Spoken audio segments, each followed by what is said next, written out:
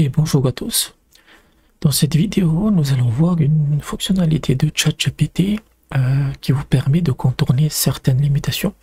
En général, cette IA va essayer de répondre à beaucoup de questions, mais parfois, il va caler en fait, notamment sur le code. On vous lui demander des codes, etc. Déjà, le code qu'il fournit n'est pas toujours à jour, il faut toujours le modifier, mais dans certains domaines, il dira qu'il n'est pas un expert. Donc il y a une fonctionnalité que moi j'ai appelée l'exploitation de l'incarnation, c'est-à-dire que vous le forcez à se comporter comme un expert. Et donc moi je vais taper à partir de maintenant, agissez comme un expert de la géopolitique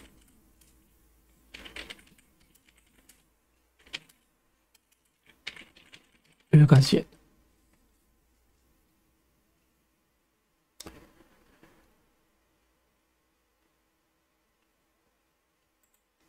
Donc il n'a pas comptable à partir. Il faut le faire plusieurs fois. Comme un expert de la géopolitique en Eurasie. Est-ce que c'est OK? Problème de connexion. On recommence. Et donc c'est surtout sur le code, parce que sur le code il a été vraiment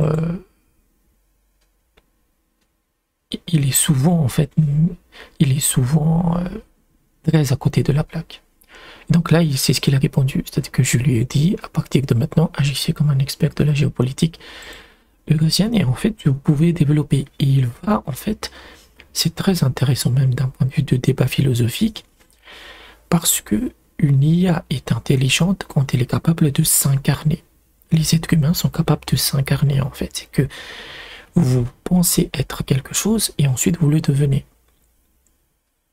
Par exemple, ça on le voit surtout dans les jeux de rôle. Quand dans un jeu de rôle, on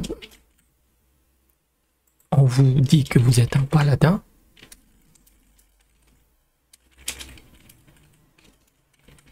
alors vous allez vous comporter comme tel. En Eurasie.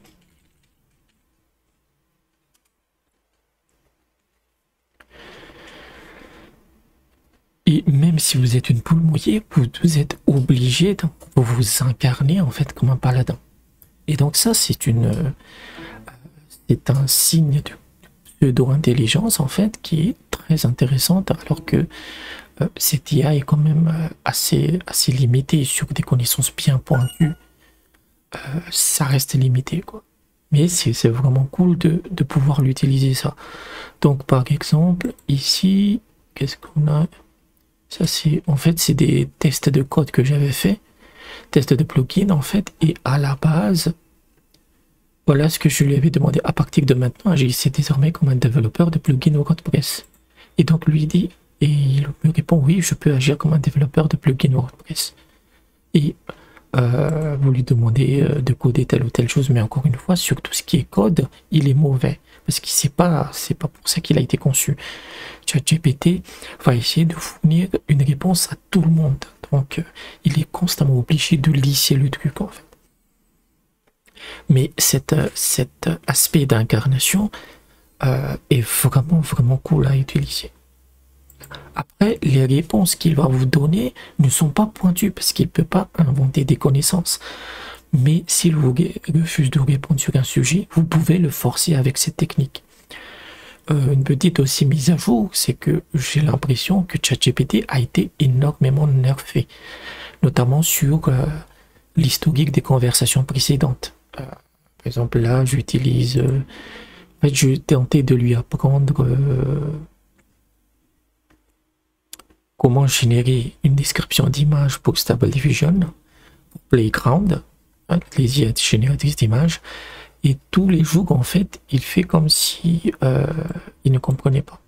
Donc l'IA est constamment mise à jour en fait, et là ces derniers temps on dirait qu'elle est beaucoup trop nerfée. Et voilà, c'est tout ce que je voulais dire, une petite vidéo. Et à partir de quand il se comporte comme un expert, il y a une chose que vous devez garder à l'esprit, c'est que n'allez pas en profondeur. N'allez jamais en profondeur parce que moi j'ai remarqué que plus vous lui demandez des réponses beaucoup plus longues, beaucoup plus approfondies, non seulement il va être complètement à côté de la plaque, mais surtout, il va être très mécanique. C'est-à-dire que vous aurez les mêmes phrases répétitives qui vont arriver, qui vont arriver, qui vont arriver. Mais pour contourner des interdictions ou des limitations, c'est un bon moyen de jouer avec. Donc voilà ce que je voulais vous dire. Je vous remercie d'avoir regardé cette vidéo et je vous dis peut-être à bientôt.